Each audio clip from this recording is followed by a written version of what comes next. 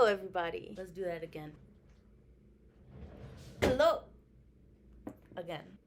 I need a bigger room. Hello, everybody. There we go.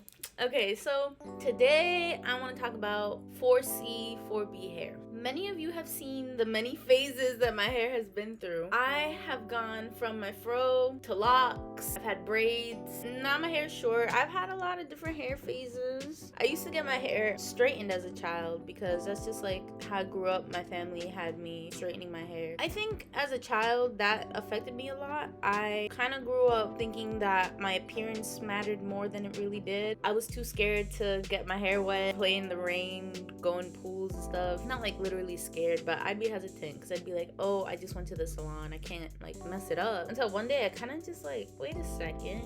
I want to see my hair curly. I would start wetting it, wearing it out. It looked kind of crazy. I was dipping my toes in the water until one day I just literally just cut it all off at my cousin's house. That adjustment period, difficult, hella difficult. I went through so many hair products. That journey was insane. But then eventually I kind of like got it. I think I had gone into a short hair phase a few times until my hair was finally like huge at a length that I loved. What do? I end up bleaching it, fucked it up. I locked it and I was pretty sure I was committed on locking my hair maybe like 2 times, 3 times. Always left that stage.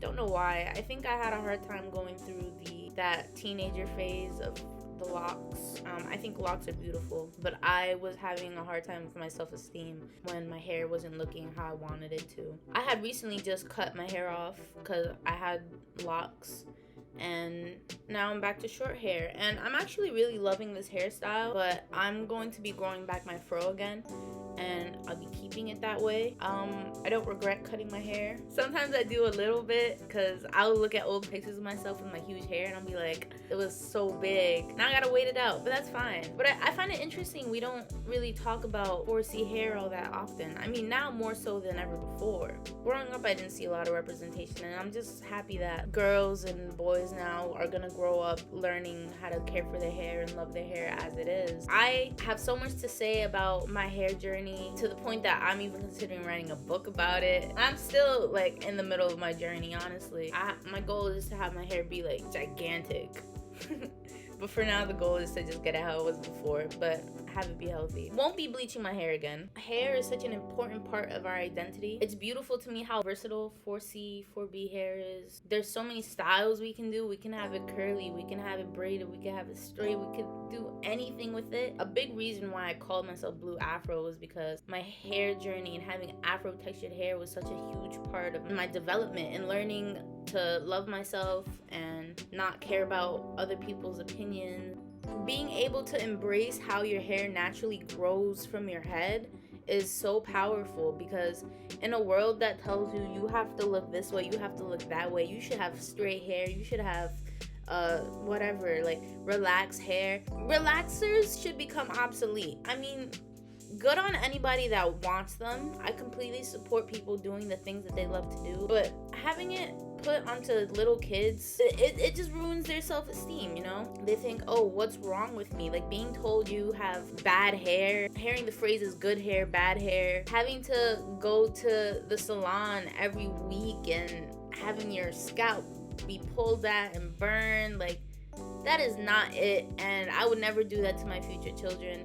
Not succumbing to this standard of what you should look like. There's this beauty standard for women, like to be taken seriously, to look grown, you gotta have this long straightened hair, and there's nothing wrong with doing those things, but when you feel like you have to, or else you can't even go outside, that's where it becomes a problem. You have to love yourself and be confident in yourself, even on the days where your nails aren't done, the days that your hair is out, even if you forgot to moisturize your hair that day. Just learning how to like take care of yourself and take pride in yourself and loving yourself from within, even the outward. Your essence will shine through regardless.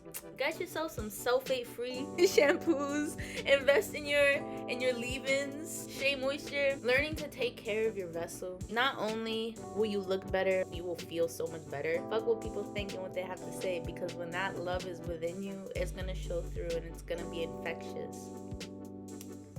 the topic of hair is very important to me. Hair has been a very long, overarching theme for me. The phases that my hair has been through has been so interesting to look back on. Like, I'm still keeping the name Blue Afro even while I don't have an afro, because I have afro textured hair. And no matter what I do, like, my hair will always naturally grow into an afro. Like, that's just my natural state. That's how I was intended to look like. So that's why I'll always keep that name, even when I have locks, even when my hair is straight or braided or whatever. All the endless versatile styles that I could do, my natural state is with an afro. Now, I wouldn't define myself just by my hair. I don't think you should ever define yourself by just a couple things that you do or that you have or are, you know, because you're ever changing and growing. Yo, loving yourself is hard. A lot of people say, like, love yourself, love yourself, love yourself. And you can be like, yeah, I love myself. But I think loving yourself also has to be backed up with actions and knowing your boundaries, knowing yourself, being true to your core self. I put too much lip gloss on. Loving yourself is within actions and what you surround yourself with, what you nourish your heart with, your soul, your mind, being confident in your decisions, even when your decisions don't line up with what people expect of you. Probably get more in depth on this whole hair thing when I organized my thoughts a little bit more. This was very off on a whim. Like, most of my videos are pretty on a whim, but I hope that you embrace your natural hair, and I hope that you have a beautiful day. Thanks for watching.